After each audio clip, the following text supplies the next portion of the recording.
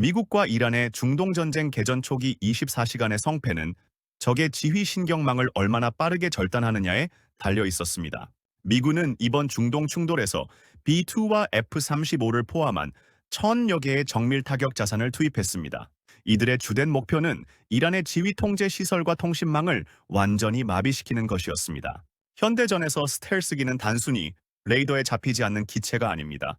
적의 방공망이라는 견고한 문을 강제로 따는 마스터키 역할을 수행합니다.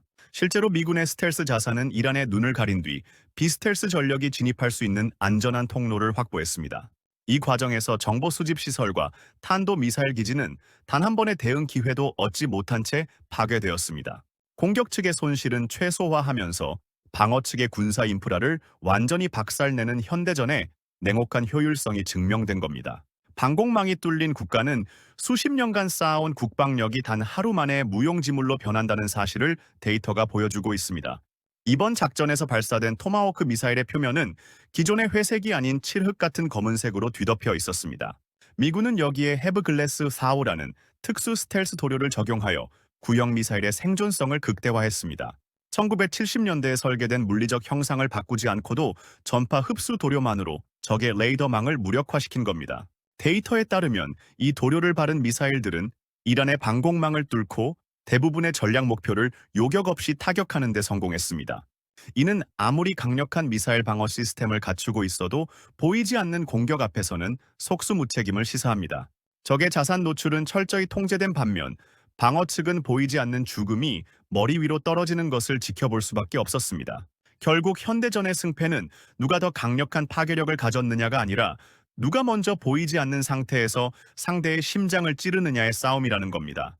이처럼 첨단 기술이 동원된 일방적인 타격은 방어 시스템의 중요성을 넘어 그 효율성에 대한 근본적인 의문을 던지게 합니다. 전쟁의 경제학은 파괴의 효율성보다 방어의 가성비에서 그 잔혹한 민낯을 드러냅니다. 이란이 쏟아부은 자폭 드론 샤헤드 136 한 발의 가격은 고작 3천만 원에 불과합니다.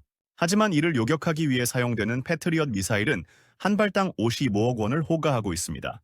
탄도미사일 한 발을 막기 위해 두 발의 요격 미사일을 쏘는 교전 원칙을 적용하면 10억 원짜리 위협을 제거하는데 110억 원을 태워야 한다는 계산이 나옵니다. 아무리 현금이 많은 중동 국가라도 이러한 천문학적인 비용 격차를 감당하는 것은 불가능에 가깝습니다. 여기서 한국의 천공의가 제시하는 숫자는 시장을 뒤흔들기에 충분합니다. 패트리엇과 대등한 요격 성능을 갖추고도 발당 가격은 16억 원 수준으로 약 3분의 1에 불과하기 때문입니다. 저렴한 공격 수단으로 상대의 고가 자산을 고갈시키는 소모전 상황에서 한국의 방산 기술은 유일한 경제적 해답을 제시하고 있습니다. 비용의 격차를 극복한 한국의 방패는 이제 단순한 가성비를 넘어 실전에서의 압도적인 데이터로 그 가치를 입증하고 있습니다. 최근 UAE가 공개한 실전 데이터는 전 세계 방산 시장에 충격을 안겨주었습니다. 천궁 두와이는 중동의 가혹한 기후 조건 속에서도 요격률 96%라는 경이로운 수치를 기록하며 그 성능을 증명했습니다. 국가 기밀이나 다름없는 요격률을 이례적으로 발표한 배경에는 중동 국가들의 절박함이 깔려 있습니다. 이들은 현재 단순한 구매 의사를 넘어 한국군이 이미 운용 중인 비축분이라도 즉시 넘겨달라며 긴급 요청을 보내고 있습니다. 당장 내일 아침 정유시설로 날아올지 모르는 미사일을 막아내지 못하면 국가 경제의 생맥이 끊길 수 있다는 공포 때문입니다. 중동의 부호들에게 지금 당장 필요한 것은 장부상의 현금이 아니라 자국의 하늘을 확실히 지켜줄 실전 검증된 방패라는 겁니다. 이 절박한 수요는 K방산의 협상력을 극대화하며 단순한 무기 거래를 넘어선 국가 간 전략적 동맹으로 확장되고 있습니다. 단순한 요격률의 성공을 넘어 한국이 제공하는 진정한 가치는 하늘의 모든 층을 촘촘히 메우는 독보적인 방어 체계에 있습니다. 대한민국은 전 세계에서 유일하게 저고도부터 고고도까지 모든 층을 방어할 수 있는 다층 방공망 생태계를 완성했습니다. 고고도 미사일을 요격하는 LSAM부터 중거리를 책임지는 천궁 II, 그리고 저고도의 한국판 아이언도민 LAMD까지 빈틈없는 라인업을 보유하고 있습니다. 특히 최근 중동 국가들이 가장 위협을 느끼는 99%의 드론 공격을 막아낼 최적의 솔루션을 제공한다는 점이 핵심입니다. 정유시설과 핵심 인프라를 지키기 위해 개발된 CIWS-의는 30mm 기관포와 AESA 레이더를 결합하여 복잡한 경로로 날아오는 군집 드론을 완벽하게 격추합니다. 사이사트홈에 달하는 요격거리와 산탄 형태의 특수 신관을 통해 요격 확률을 비약적으로 높인 데이터는 시장의 독점적 지위를 공고히 하고 있습니다. 하늘의 모든 고도에서 발생하는 위협을 하나의 통합 네트워크로 관리하는 기술력은 오직 한국만이 즉시 제공 가능한 독보적인 패키지입니다. 중동의 하늘을 지키기 위한 마지막 퍼즐은 결국 방어망을 뚫고 들어오는 적을 직접 타격할 수 있는 차세대 스텔스 전투기입니다.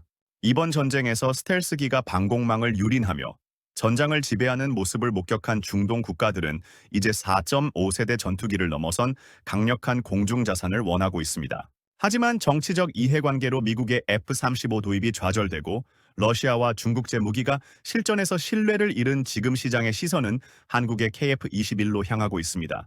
KF-21은 현재 4.5세대로 출발했지만 블록 3단계에 이르면 완벽한 5세대 스텔스 전투기로 진화하도록 설계된 기체입니다. 독자적인 기술력을 바탕으로 설계되었기에 미국의 수출 통제로부터 상대적으로 자유롭고 운영 유지 비용 또한 서방제 기체들에 비해 압도적으로 저렴합니다.